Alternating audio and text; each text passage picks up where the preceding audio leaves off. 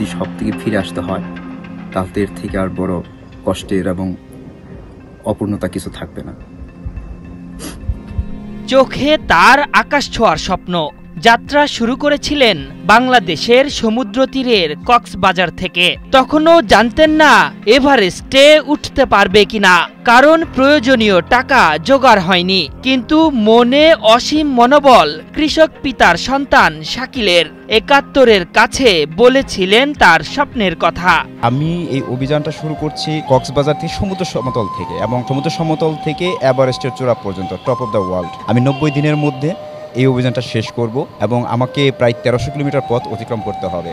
তো আমার এই অভিযানটা গ্রিনস ওয়ার্ল্ড রেকর্ড ইয়ংগেস্ট হিসেবে রেকর্ড ব্রেক করবে। পথে আসে নানা বাধা, এমনকি যমুনা সেতুতে হাঁটার সুযোগ পাননি বলে গোটা নদী সাঁতরে পার হন।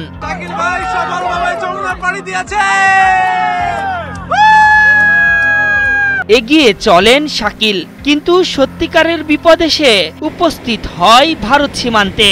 নিয়মিত ভিসা বন্ধ থাকায় সার্ক স্টিকারের মাধ্যমে হেঁটে ভারত হয়ে নেপালে যেতে চাইলেও পাচ্ছিলেন না সেটিও। শেষ পর্যন্ত অদম্য শাকিল তাও আদায় করেন। নেপাল প্রবেশের সময় ভারতীয় ইমিগ্রেশন কর্তৃক বাধাপ্রাপ্ত হলেও শেষ পর্যন্ত সেখানেও সফল হন। রান্না হয়েছিলাম বেস ক্যাম্প থেকে, এখন লাইট বন্ধ করলাম, ভোরের আলো দেখা যাচ্ছে। সব বাধা পেরিয়ে শাকিল যখন এভারেস্ট বেস ক্যাম্পের কাছাকাছি, তখনও শাকিলের প্রয়োজনীয় অর্থ ছিল না। ৭১ শাকিলের আবেগ ঘন বার্তা প্রচার করে। আমি চাই যে এটা সবাই মিলেই যেন এটা শেষ করতে পারি, সবাই চাই।